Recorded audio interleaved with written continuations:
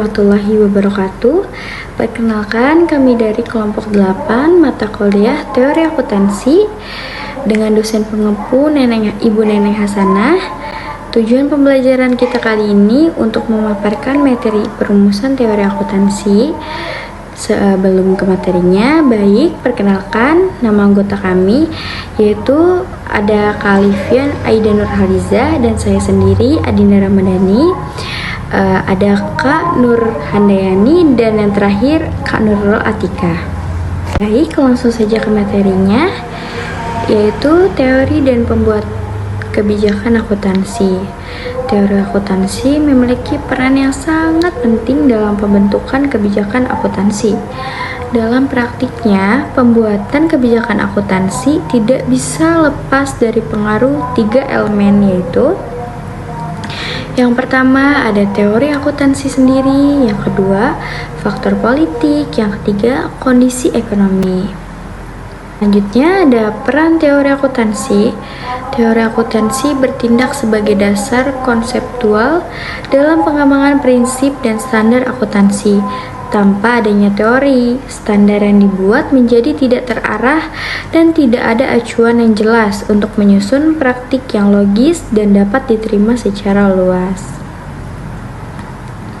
Teori akuntansi membantu dan memberikan, yaitu yang pertama, kerangka acuan logis dalam menghadapi berbagai fenomena ekonomi dan sosial yang terus makin berkembang sepanjang waktu.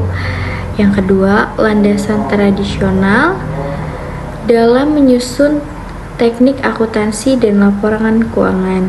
Yang ketiga, ada petunjuk dalam pengambilan keputusan akuntansi ketika ada standar resmi yang berlaku.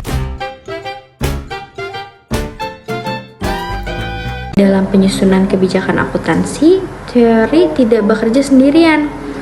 Ia selalu berada dalam suatu lingkungan yang kompleks, di mana pengaruh kekuatan politik dan dinamika ekonomi sangatlah menentukan bentuk akhir dalam kebijakan tersebut. Alasannya, yang pertama yaitu faktor politik dapat menentukan arah kebijakan suatu kepentingan pemerintah, regulator, atau kelompok tertentu. Yang kedua yaitu kondisi ekonomi seperti inflasi, krisis, atau pertumbuhan ekonomi juga mendorong perusahaan kebijakan akuntansi agar tetap relevan dengan kenyataan. Yang selanjutnya, menurut APB Statement nomor 4, prinsip-prinsip akuntansi berlaku saat ini merupakan hasil dari proses evaluasi yang sangat panjang.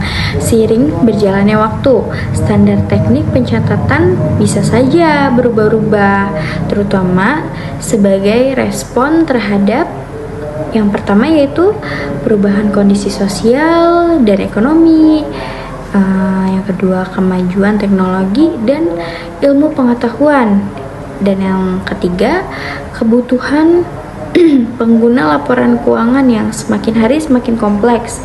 Namun perubahan tersebut harus tetap berada dalam kerangka teori akuntansi yang sudah ada. Artinya semua perubahan harus dapat dipertanggungjawabkan secara ilmiah melalui verifikasi teori. Jika suatu teori tidak mampu menjelaskan atau memprediksi fenomena yang terjadi atau terjadi anomali, maka teori tersebut harus diuji kembali, dimodifikasi, atau bahkan diganti teori yang baru yang lebih relevan.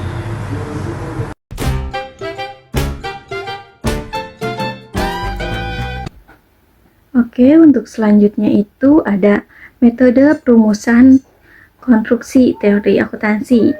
Nah, dalam akuntansi, perumusan atau konstruksi teori akuntansi adalah proses sistematis untuk mengembangkan seperangkat prinsip, asumsi, dan konsep yang menjelaskan dan memandu praktik akuntansi. Nah, metode perumusan ini penting karena berfungsi sebagai dasar untuk membuat standar akuntansi, menjelaskan praktik, dan memberikan kerangka untuk evaluasi. Nah, metode-metode utama dalam konstruksi ini yaitu yang pertama ada metode deskriptif, yaitu mempelajari bagaimana akuntansi dipraktikkan dalam kenyataan tanpa membuat penilaian normatif, dengan tujuan menjelaskan praktik akuntansi yang ada berdasarkan observasi. Nah, yang kedua itu metode normatif, bersifat idealis dan mengembangkan prinsip-prinsip yang dianggap benar atau baik, dengan tujuan menentukan apa yang seharusnya dilakukan dalam akuntansi.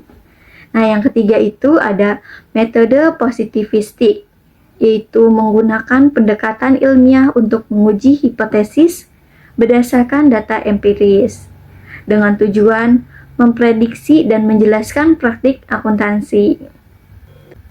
Selanjutnya itu yang keempat ada metode deduktif, dengan tujuan mengembangkan teori dari prinsip-prinsip dasar ke aplikasi. Nah, yang kelima itu ada metode induktif, dengan tujuan membangun teori dari praktik yang ada, dari pengamatan hingga generalisasi. Nah, langkahnya itu mengumpulkan data praktik akuntansi yang berlaku luas dan mengidentifikasi pola atau prinsip umum. Nah, yang keenam itu ada metode etika atau filosofis. Nah, fokus pada keadilan, transparansi, akuntabilitas, dan juga kepentingan publik, dengan tujuan mengembangkan teori berdasarkan nilai-nilai etika atau filosofis tertentu. Nah, yang terakhir itu ada metode pragmatik, lebih fleksibel dan berfokus pada kegunaan informasi akuntansi, dengan tujuan berdasarkan pada apa yang berguna dan dapat diterapkan.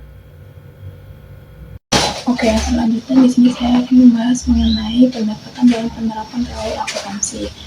Menurut Godfrey et al., terdapat 3 pendekatan dalam perumusan teori akuntansi yang dikenal dengan 3 hubungan. Yang pertama itu ada sintaktis, yang dimana pendekatan ini tuh lebih berfokus pada struktur dan juga hubungan logis antar konsep dan juga proporsi di dalam teori akuntansi. Lalu yang kedua itu ada semantik, di mana pendekatan ini sendiri lebih berfokus pada makna dan juga interpretasi konsep dan juga proporsi di dalam teori akuntansi. Lalu yang ketiga itu ada pragmatik, di mana pendekatan ini itu berfokus pada penggunaan dan juga aplikasi teori akuntansi di dalam prakteknya. Dengan demikian, ketiga pendekatan ini sendiri membentuk hubungan yang sering terkait di dalam perumusan teori akuntansi, yaitu yang pertama itu sintaktis, di mana sintaktis ini menentukan struktur dan juga hubungan logis di dalam teori. Lalu yang kedua itu ada semantik, yang menentukan makna dan juga interpretasi teori. Lalu yang ketiga itu ada pragmatik, di mana ia itu menentukan penggunaan dan juga aplikasi teori di dalam prakteknya. Ketiga pendekatan ini tentunya sangat membantu nih di dalam penerapan teori akuntansi secara lebih komprehensif dan juga mendalam. Nah, tidak hanya di situ, Godfrey et al. Di tahun 2010 itu juga menyebutkan bahwa terdapat beberapa perspektif di dalam perumusan teori akuntansi. Yang pertama itu ada perspektif ekonomi, di mana perspektif ini berasumsi bahwa akuntansi itu dapat dipahami melalui prinsip-prinsip ekonomi. Lalu yang kedua itu ada perspektif sosial, di mana perspektif ini tuh berasumsi bahwa akuntansi itu dapat dipahami melalui analisis sosial dan juga konstruksi sosial. Lalu yang ketiga itu ada perspektif politik, di mana perspektif ini tuh berasumsi bahwa akuntansi itu dapat dipahami melalui analisis politik dan juga kekuasaan. Dengan demikian, Godfrey et al. Itu di tahun 2010 menekankan bahwa perumusan teori akuntansi ini memerlukan pemahaman yang luas tentang berbagai pendekatan dan juga perspektif yang ada. Ini saya akan menjelaskan mengenai materi teori akuntansi menurut Belkowi dan teori akuntansi di Indonesia. Yang pertama itu teori akuntansi menurut Belkowi. Apa sih itu teori akuntansi? Nah, menurut Ahmad Riyadi Belkowi, teori akuntansi adalah sekumpulan prinsip atau pedoman yang disusun secara logis dan teratur. Nah, teori ini bertujuan untuk menjelaskan mengapa praktik akuntansi dilakukan seperti yang kita lihat saat ini, memberikan arahan dan dasar dalam penyusunan aturan atau standar akuntansi, serta membantu dalam mengevaluasi dan memperbaiki praktik akuntansi agar menjadi lebih baik dari waktu ke waktu dan sesuai dengan tujuan pelaporan keuangan. Nah, Tujuan teori akuntansi versi Belko ini ada beberapa. Yang pertama, menjelaskan dan memprediksi bagaimana akuntansi dilakukan di dunia nyata. Yang kedua itu memberi dasar dalam menyusun standar akuntansi. Yang ketiga itu menyusun kebijakan akuntansi agar konsisten dan bisa dipertanggungjawabkan. Dan yang keempat yaitu mengevaluasi dan mengoreksi praktik akuntansi berdasarkan teori.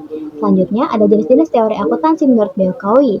Yang pertama itu ada teori deskriptif, yaitu menjelaskan apa yang terjadi, menjelaskan praktik akuntansi yang sudah ada, contohnya menjelaskan penggunaan metode FIFO atau LIFO dalam menghitung persediaan. Nah, yang kedua itu teori normatif, yaitu menentukan apa yang seharusnya dilakukan, memberikan saran atau pedoman bagaimana akuntansi seharusnya dijalankan.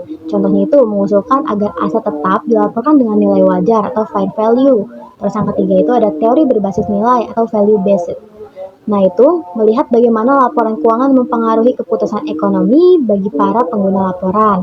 Dan yang terakhir yaitu teori positif, yaitu meneliti dan memprediksi praktik akuntansi berdasarkan data dan bukti nyata atau empiris atau statistik. Menjelaskan tentang teori akuntansi di Indonesia. Nah, teori akuntansi di Indonesia ini berkembang seiring dengan pertumbuhan ekonomi dan aktivitas bisnis yang semakin kompleks nih.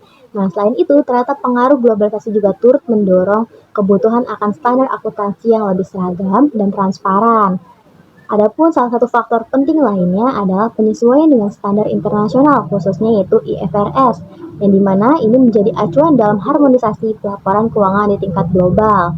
Nah, di sini juga ada beberapa landasan teori dan praktik yang digunakan. Yang pertama itu ada Pernyataan Standar Akuntansi Keuangan atau PSAK, di mana PSAK ini diterbitkan oleh DSAKIAI atau Dewan Standar Akuntansi Keuangan Ikatan Akuntan Indonesia. Nah, PSAK ini merupakan implementasi praktik dari teori dan prinsip akuntansi di Indonesia itu sendiri. Nah, yang kedua ada Kerangka Konseptual Akuntansi Indonesia yang mengatur tujuan pelaporan keuangan, karakteristik kualitatif laporan, elemen laporan keuangan, dan pengakuan serta pengukurannya. Hal ini mengacu pada kerangka konseptual IFRS. Nah, selanjutnya di sini juga ada jenis teori yang digunakan di Indonesia. Ada beberapa. Yang pertama itu teori normatif yang digunakan untuk membuat standar yang dianggap ideal dan baik. Nah, selanjutnya ada teori positif dan empiris, di mana teori ini digunakan dalam riset akademik untuk melihat apakah standar yang ada benar-benar efektif di lapangan atau tidak. Nah, yang ketiga itu ada teori agensi dan stakeholder, di mana teori ini digunakan untuk memahami hubungan antara perusahaan, pemilik, manajemen, dan pihak luar seperti investor, serta bagaimana laporan keuangan ini mempengaruhi semua materi yang sudah disampaikan ke ditarik kesimpulan bahwa teori akuntansi itu sangatlah penting dalam pembuatan kebijakan akuntansi itu sendiri, tapi tidak berjalan sendiri. Kebijakan akuntansi juga dipengaruhi oleh beberapa faktor, salah satunya itu faktor politik dan kondisi ekonomi. Nah, teori digunakan sebagai dasar untuk menjelaskan, memprediksi, dan mengevaluasi praktik akuntansi yang sudah ada. Di sini juga ada banyak pendekatan dalam membuat teori akuntansi, seperti pendekatan yang menggambarkan kenyataan atau deskriptif, memberikan saran atau normatif, dan berdasarkan data nyatanya yaitu positif, dan lainnya. Nah, menurut Belkowi, teori akuntansi itu dibagi menjadi 4 jenis, yaitu teori deskriptif, normatif, berdasarkan nilai, dan teori positif.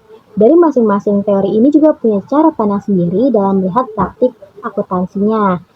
Sedangkan di Indonesia, teori akuntansi itu masih banyak mengikuti standar internasional seperti IFRS. Karena itu, penting untuk mulai membangun teori akuntansi yang sesuai dengan kondisi sosial, budaya, dan ekonomi Indonesia agar lebih relevan dan bermanfaat.